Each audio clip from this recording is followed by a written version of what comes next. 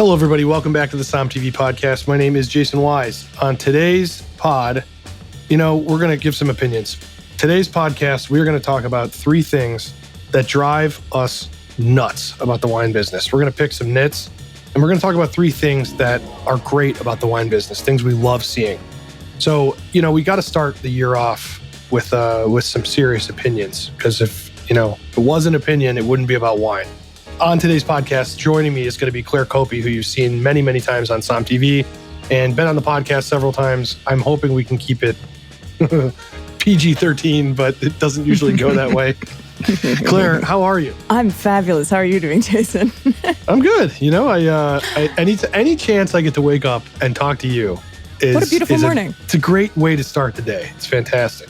Before we get into this kind of, opinion piece we're about to do, I want to remind everybody, Claire can be seen on Sparklers right now. Woo. The entire group of people just transitioned to Sonoma. They're at Deloche Vineyards now from Oregon, and I'm so proud of this show. Claire, I also think you are fantastic on it. So I hope you guys are keeping up with Sparklers, our cooking and wine pairing competition show. That no spoilers, but It's you're doing great. well, Claire. You did an amazing job.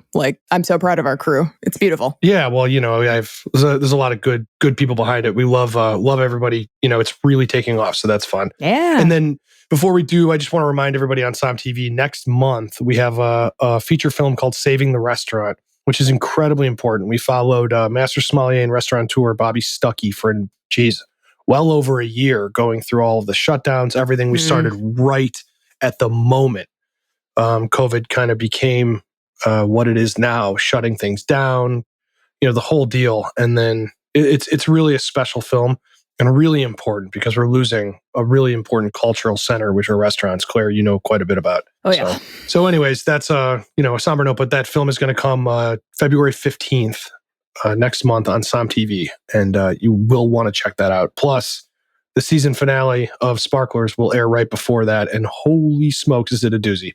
No spoilers, Claire. What? All right, so you and I were talking, and we decided we wanted to get some things off of our chest, right? In the wine business. Is that how we present this? Yeah, and instead of just talking to each other about it, we decided we should record this and have everybody listen to us rant. Everyone should listen to us bitch about what we hate and love about the wine business. We added the love thing secondarily because we realized we can't just sit here and complain. But our list of pet peeves grew longer and longer, and we're like, what do we love? Yeah, so anyone listening to this, I don't really, whether you're a server, a sommelier, a collector, a casual drinker, there are trends or things in the food and wine world that I guarantee, off the top of your head, drive you crazy. And a few of these we come at from different perspectives. I mean, obviously, I'm a filmmaker. I host the podcast. We do SOM TV. So I'm kind of bombarded by a lot of this stuff all the time. So I just want to say in advance, if you disagree with me, that's kind of the point here, and I am truly sorry. I think the thing I'm going to mention first is going to piss some people off. So hopefully they don't turn off the podcast right away. Don't slide into his DMs. Just let people rant. Slide right into my DMs.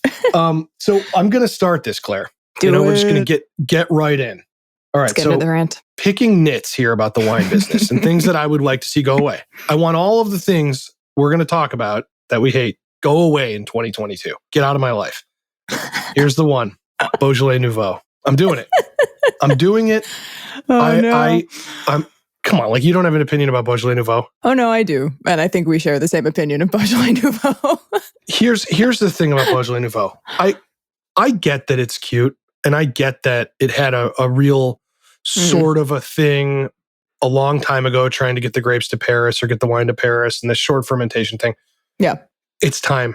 Stop with this crap. The amount of energy that is wasted is only secondary to the amount of great grapes that are wasted making this plonk. And listen, I'm going to do it. I know that Kermit Lynch makes a Beaujolais Nouveau. I know that several producers make Beaujolais Nouveau, and it's good. Do you know how much better it would be if it wasn't Beaujolais Nouveau? Beaujolais Nouveau. I was going to say, yes, there are always exceptions to the rule. There's always something that's going to be like, oh, that's actually a good Beaujolais Nouveau. But yes, it would be an even better Beaujolais Village. Or maybe let's step it up to a cru, depending on where it is. I mean, it's just, those grapes are fantastic. The Gamay grape is one of the world's great grapes.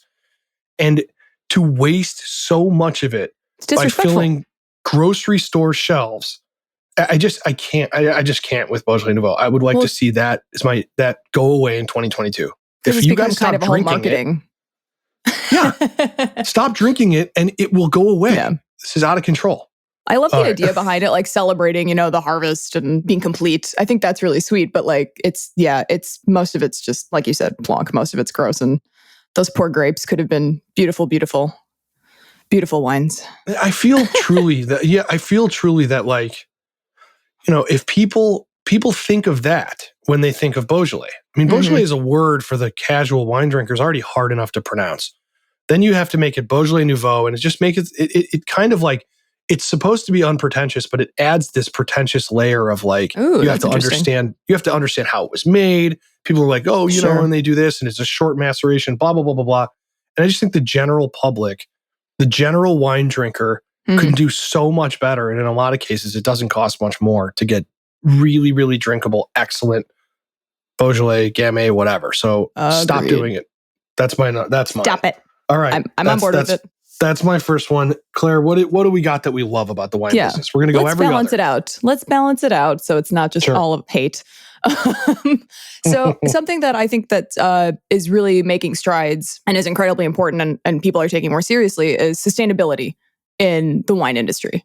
A lot more winemakers. I mean, we were, in Europe, there were a lot of people already practicing sustainable winemaking, but I think more and more winemakers, wine growers are embracing sustainability and understanding that, this earth is not, it's finite, it's not going to last forever, and we need to take care of it, and we need to be able to pass it on to the next generation. And I don't know, it just feels like there's a lot more respect for the earth and for the vineyards across the board. Yeah, and this stuff extends that it's not just like, it's not a tree hugger thing. It's not like, we just want to protect things. It also, it impacts the quality of your wine, the livelihoods of anyone who picks it. I mean, all these, Roundup being used in the vineyards, just like candy. And, you can always tell a vineyard that uses Roundup because it's basically, you have a layer of weeds like a mohawk going down the center of a row. And then around the roots, it's generally, just completely clean like a baby's butt. And it basically just kills everything, and it kills all the bacteria in the soil and all this stuff. And, this is a big hill for people to die on, a lot of people. But for me, it's really just, you don't have to do that. You don't have to treat the dirt like garbage. You don't have to wash all that stuff into the rivers. No. There's a lot of benefits to letting it be a little more, wild. Of course. For lack of a better word. Yeah. And that's not like from a hipster angle. That is literally, it just makes it, and you don't want that stuff in your body. No. But it goes deeper than just chemicals. I mean, it is good. That is a trend that is wonderful to see people embrace. And entire regions are embracing it for various reasons. They're getting rid of chemicals, or they're measuring carbon emissions and things, which really do have a real impact. So I'm glad you put that on your list. Yeah, it's hugely important. Yeah. And I mean, Claire, you and I, we both try to work with producers and wine growers and, winemakers who care about this stuff. Absolutely. It really does translate into the wine. You feel that love and the symbiotic relationship that these vines have with nature around them. And I just, it makes me feel better about drinking that wine. At the end of the day, I want wine to be good. That's always, I'm kind of like, I don't really care what you do as long as it's good, but I do care about the environment. And I think it really does translate into the wine. Yeah, well, there is an element of when you are a multi-generational wine family, you can talk about wine all day, but there's a completely other level of passion when you're also talking about it as a farmer that plans on having their grandchildren on the same land. Yeah. You can't do that when you just treat the land like junk. Nope. You just can't.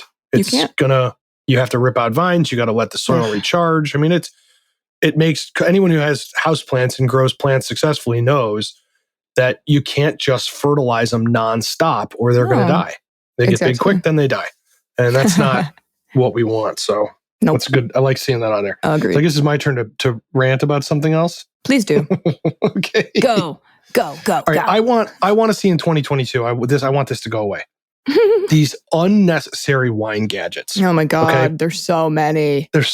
Because it was only a matter of time, by the way, because there are really good wine gadgets. I mean, I stand by the Corvin as being something that has given access to wines that people wouldn't have access to taste and understand. And I think it's a truly brilliant device. And the new sparkle enclosure is like a lifesaver.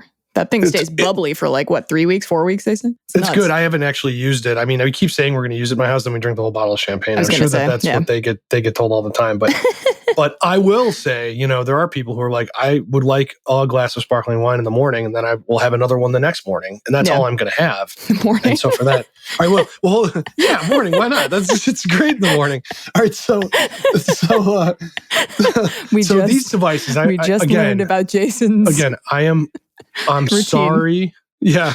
I'm sorry if I'm pissing you off here, but my mother-in-law, one of my favorite human beings on the planet. I mean, like the person that would be at my table in heaven if I had a choice. Wow. She uses this wand that she puts in her wine to get rid of sulfites. And she stirs the wine to get rid of histamines and sulfites. And it's a real thing. That's not real. That's not. No. Oh, no. It's very real. And I feel bad because there's probably somebody listening to this pod who has used it. Just got it for Christmas or the holidays. And or has used it. And I think there's a lot of value to placebos. I think that in the medical field, they will tell you, it's often as important as the actual treatment because treatment is treatment. And if the mind heals itself, then you know what I mean? So I don't want to be a total dick here, but they're real expensive. And I just think... Really? I'm not going to say there's not something behind it, but I'm going to say it might be 1% that's not just utter ridiculousness. That's ridiculous. I have not heard of this thing. Yeah. So that would be like my prime example of a device that just is unnecessary. I mean, obviously you've got all these aerators and you've got all these things. It's kind of like, I know you and I are ridiculous decanters. For sure. You and I are both into scuba diving. Yeah. And like scuba diving is a bottomless pit of accessories you can buy. You can buy this cool diving knife or this watch or this depth gauge or, like all this, this flashlight, all this crap that honestly can get, you don't need. And if you drop it, you go after it and get yourself killed diving. Yeah. So and the same goes for golf. If you're a golfer and you're listening, there's a million things you can buy to improve your swing or any of this crap. Oh, sure. I think wine, it was only a matter of time that wine entered this world of, preying on you because you think, here's why I get headaches, or I want to learn more, or I want to sound cool at the table.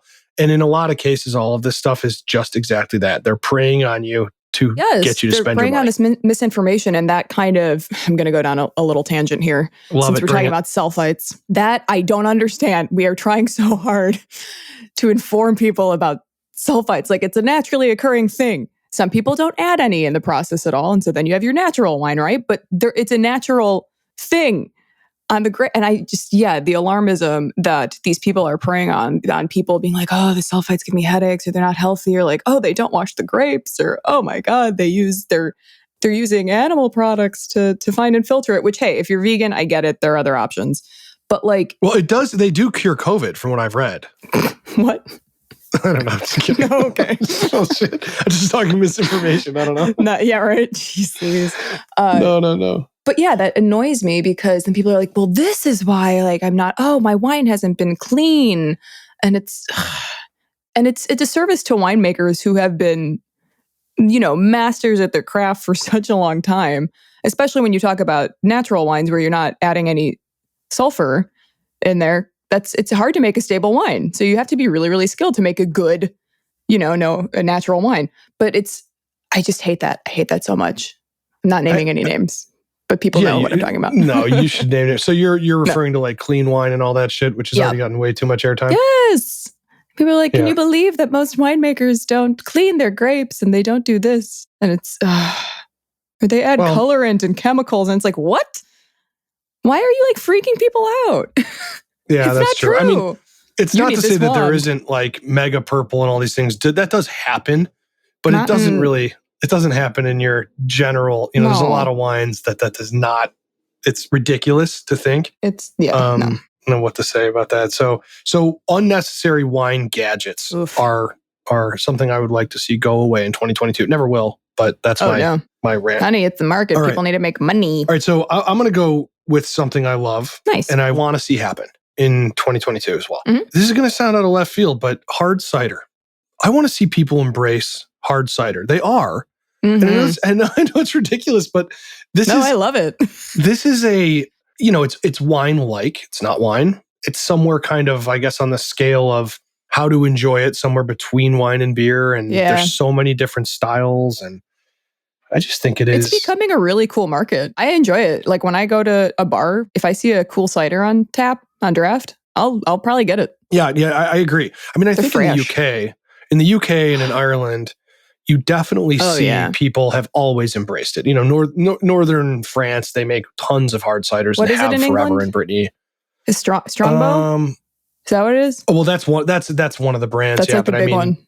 Oh yeah. Yeah, but you'll see ciders. I mean, most pubs have a cider, or a dry cider, or something with a little bit of sugar. Mm-hmm. And I think that embracing hard cider in the next year would be really smart for people because A, you can get some incredible deals, and B, you can really surprise people. I mean, you can get some really wonderfully yeasty, bubbly ciders that are on par with some of the great sparkling wines of the world, and they're very dry, very, very dry, and have similar taste profiles. Very, have great acid, very bright, pair with food really well. And so, I would like to see that, and I'm glad to see it sort of bubbling up. Nice. Is embracing hard cider and ciders. I think that'll happen. I think that's going to happen. I think that's good energy to put out for 2022. Good. All right. What do you hate? What's your give me your rant. And I might get hate for this one too. I dry January. And this isn't because yes, dry January. Take me home. And it isn't here. It's a whole mentality because it's not dry January itself. Here's the thing. I myself am cutting back on what I've been drinking because it's just too much sometimes. And it's like, why am I drinking this? I don't need all of these beers or all these glasses of wines or cocktail. So I've been limiting it. But I don't love like these extreme swings, I guess. Or like, I don't really believe in cleanses either, like the Whole30 or whatever. If you do it and you love it, fine. But I think when you swing so dramatically in one direction, it doesn't really, I don't believe in just quitting stuff cold turkey like that. I believe in balance. So certainly cut back if you feel like you've been consuming too much alcohol. Just limit it to like weekends or like I'm only going to have a drink or 2 drinks when I go out. But I don't know. I'll add my 2 cents here. I think I feel like dry January is like if a tree fell in the woods, does it really? And no one was there to hear it. Does it happen? How do you know? How do you know someone's on dry January? Well, because they'll tell you every 5 seconds. It's like we get it. You are on dry January, and I'm glad that you're telling everybody on Instagram every 3 days, and you're justifying on Twitter why you're doing it. And no one asked. Frankly, nobody cares if you are not drinking for a month. They have questions about it because how much were you drinking that you had to take a month off? But when you have to proclaim I'm giving it up, it's like if you look at me and you go, that's it, I'm giving up red meat. I want to look at them and go, what happened? Like, I understand red meat is, you shouldn't have it every day and all of these things, but like, why did you need to tell me that? Because we need to talk now. Yeah. So the same goes for dry January. Plus, I run an eating and drinking streaming service. I have subscriptions to sell. So I look at it as like, you're going to go dry. Like, it's no. like, oh, well, why? I mean, clearly, if you're telling me that, I'm going to look at you and say, why? Because I firmly believe that you could have a glass of wine with dinner. Now, do I have to? Probably. But, and then it's like, so then is wet February okay? You're allowed to just go back to drinking to deal with your family? That's what I'm saying. It's just extremes. Like, it's just extremes. And that goes into what you said, like the wine with a glass of wine with dinner. Like, I think that also speaks to our relationship with alcohol in the US. Because in Europe, wine, and that's part of a meal, glass of wine. Well, imagine Europeans. I mean, imagine you live in like, Tuscany, which is a very big place and actually has people who live there, and they heard about dry January. They'd be like, the hell is wrong with Americans? Seriously. Like, they can't have nice things at all. And if they get nice things, they police themselves out of it. Now, again, I want to be very clear. I'm not advocating drinking extreme amounts. What I'm advocating is what you're saying is balance. Swings are destined to fail. And so if you're doing it for Instagram, Godspeed. Have a nice time. Right. It's like diets. It's like extreme diets. It's what's going to work and what's going to make it stick is just consistent baby steps. You can't suddenly start starving yourself. I myself only eat shiitake mushrooms. That's my diet for the next 4 weeks. Shiitake mushrooms? That's so cute. I mean, Look but at that's what I you. mean is it's like, you know, you know what I'd It's love to see? extreme. I'd love to see, don't go dry for January. Just drink twice as much water, you know? Yeah. Drink twice as much water in Cut January back a little as and you hydrate. normally did. Yeah. Like that would be, you know, hydration January. Let's make that a thing because stopping drinking alcohol is just go away in 2022. Or I guess it'd have to be 2023 because we're already in 2022. Right. Yeah. Unless, of course, unless you do have a problem. And in that case, take care of it in the healthiest way possible. But just for the showy, like, look at me. Yeah. Well, it's that no one's ever done dry January in a vacuum. They always have to let everybody know. And that's totally, no, it's not fine. I'm tired of it. I'm tired of it. It's just so stupid. Own it, you know? And on top of it, like, just cut back. You don't have to tell everybody that you're quitting alcohol, you know, because basically you're just inviting a conversation with them going, why? You know? And then some TV is going to have to break you. Like, we're going to break you by the end of February. So some TV's like, Rocky, challenge accepted. Rocky 5 or Rocky 4, I will break you. I will break you. No. I mean, there's the alcohol thing is, you know, I think it's often forgotten that we are drinking alcohol. We are talking about alcohol. Yeah. I think it's also not remembered that certain drinks have different levels of alcohol in them too. Yeah. It's, you know, a shot of vodka and a glass of wine and a beer. And, you know, it's different. I'm sensitive to the fact, and everybody has, you know, relationship with alcohol in different ways. And I don't advocate upping or anything like that, you know, but I do think that healthy balance. Dry January, I'm with you. I'm with healthy you. Balance and everything. Yeah. But let's finish it out on a positive note instead of us complaining about people. Okay. Well, no, complaining's fun. This is you know, we never get to do this unless you open up Twitter. So this is one that I think it's almost like it goes without saying, but I don't you know, when you put it in perspective, it's changed the wine business so fast and so much for the better. And I don't just want it to continue. I want to be a part of it continuing as much as possible. And that's kind of the amplification of all of these incredible voices in wine. Yes. People who were already here, but I guess maybe didn't, in a lot of cases, have access, you know, a lack of equity. You know, the diversity and inclusion thing is important for a number of reasons. But I think the first thing, aside from that it's fair and right for people to have equity and, you know, their voices heard, is that the wine business is so much more fun. Yes. I mean, so much more interesting. I made some 10 years ago. I can't believe that, but it was about 10 years ago. Wow. Yeah. Oh, yeah. No, I know I've aged like 60 years in that 10 years, but you look great. When I made it, you know, Somm was this film that came out at a time when I think a lot of things were changing more than I think people realized. And, you know, representation in all regards, top to bottom. And, you know, the restaurant industry and the wine business have had several reckonings since, and I hope it continues. And I don't even think the full thing has been seen yet. But nope.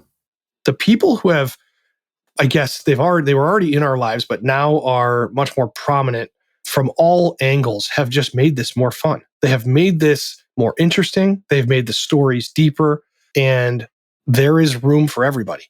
You know, it's not like, No, please continue. I was just going to say, it's not like if a group of people, you know, more women come into wine or more Black people or more any of this stuff. It's like other people have to go. That's not what happens. This is a huge space. You know, the wine world, and especially the food world, is a huge space. And there is absolutely room for everyone. And holy shit, has it gotten better. Yeah. More fun, more interesting. And I love that you said amplification as well, because you know, we've always had this wonderful spectrum of people in the wine industry, but they didn't always have the platform. And it really has made it so much more fun and so much more interesting. And I think so much more inclusive in general, because before, I mean, wine, it still does, but I think on a much lesser level, has this kind of stigma around it. Like, oh, you have to be very well, you know, educated and very rich and very fancy to drink and know about wine. But that's disappearing. It's becoming extinct because more and more wine is becoming fun. Wine is becoming, like I said, inclusive. It's becoming so much more digestible and accessible for everybody. And, you know, at the end of the day, we do need to remind ourselves that it's fermented grapes. maybe we shouldn't take it. Yeah. Are they all created equal? Absolutely not. There are some that are deserve a little bit more respect and reverence, but for sure. But let's remember that this should be fun for everyone. So I love that amplification of voices has made the industry just so much more fun to be a part of. I haven't been in it long, but being on the outskirts of it, being in restaurants when I was an actor, you could see like, oh, wine is like, ooh. It was on a pedestal, and I think it can stay up there, but it doesn't need to be up so high. It should be within reach for all of us. Yeah, it's a really strange thing with wine where I think prior to making Somm wasn't the change for this. It's my reference point. Mm-hmm. I think prior to me making Somm, I think there was this uber gatekeeping situation where like the right person at the table would have to introduce you to like a Chateauneuf de Pape. And that is the worst way to approach anything. I mean, you think about when you're a kid and your parents say, try this broccoli, right? And so you try the broccoli, or they ask you to try stuff. In wine, it was almost like you have to ask permission to be given permission to try something new. Yes. When really we should be treating it like, when you're a kid, try new foods, try this. You might like this. You don't know because you haven't had it. Yeah. And, a lot of people don't get a chance to try stuff. And when you already have this barrier that they're not allowed because of some bullshit, fake, a lot of wine writers of the past are guilty of this, making wine less accessible, making it something that's like, something that is to be revered and not used. And I think that wine, a lot of the great diversity that's come into wine is put into check what you said. It's fermented grape juice. Some of it costs more. A lot of it's made in different manners. But in the end, wine is for the people. It is for everybody. It is not supposed to be something that is guarded behind a closed door. And so it's really been nice to see the doors kicked open in that regard for people who are like, genuinely thirsty, no pun intended, for the knowledge of figuring out all of this stuff. And it's nice to, it makes you feel young again. For me, at least, in the wine world, it's so nice to see people that are so hungry to learn and who are way more interesting than the previous crowd. Yeah, and again, like you said, it's not like more people coming into this is pushing out other people. It's just like, no, you just embrace it all. Wine is so tied in with the history of humanity. So why are we not all able to, No, and it's going the right direction. I'm not saying this well. I think it is going in the right direction. It seems like it's a very warm beginning of a very warm, inclusive time in this world. And I hope it continues. And I hope more and more people are held accountable for being, having been gatekeepers and stuff in the past. And that or maybe their eyes get opened as well. I mean, I think it's also, everyone's on a journey here. And the last thing you want is just for people to go away. I mean, what you truly want is for everybody to sort of continue on whatever journey. And sometimes if you've been in I think everyone in the wine world who has had access to things for a long period of time is guilty of this. You sort of become used to things and you stop pushing as hard as you used to learn and be vulnerable. I mean, I always laugh when I see people who just won't blind taste anymore. And it's from the reason that they don't want to be wrong. Not just on camera, just won't do it anymore. Wow. Because they don't want to be wrong. But how else do you learn? Well, yeah, but I mean, that's the thing is it's like wine is meant to be a journey that does not end. Mm-hmm. And so, I always find it to be interesting when somebody's like, I don't need to do that anymore. And it's like, well, that's how you started your, your passion. And so why not? But anyways, I really appreciate everybody listening to what is admittedly an extremely opinionated, ranting, conversation about wine that really started off as a phone call with Claire and I. We were just bitching to each other. So we were like, hey, let's do this for everyone so they can all suffer through. Claire, you got anything else? You got anything else to add? Happy 2022. Let's take, what we just talked about and that new positive energy through the year and beyond. Yeah, let's get rid of Beaujolais Nouveau. I agree. And that. You need to drink this month, but don't drink Beaujolais Nouveau. Man, I'm such an asshole.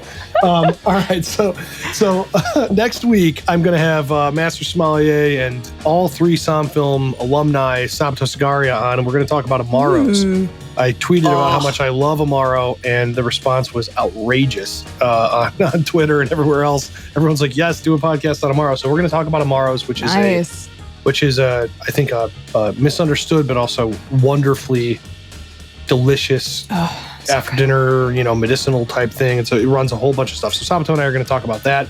Don't forget, Claire can be seen on Sparklers, airing right now on Som TV. And we have lots of new shows, lots of new series. Go to somtv.com, subscribe. It's $49.99 for a year. And we really, really, really appreciate all of you who listen to the pod and watch us on Som TV. All right. See you all next week.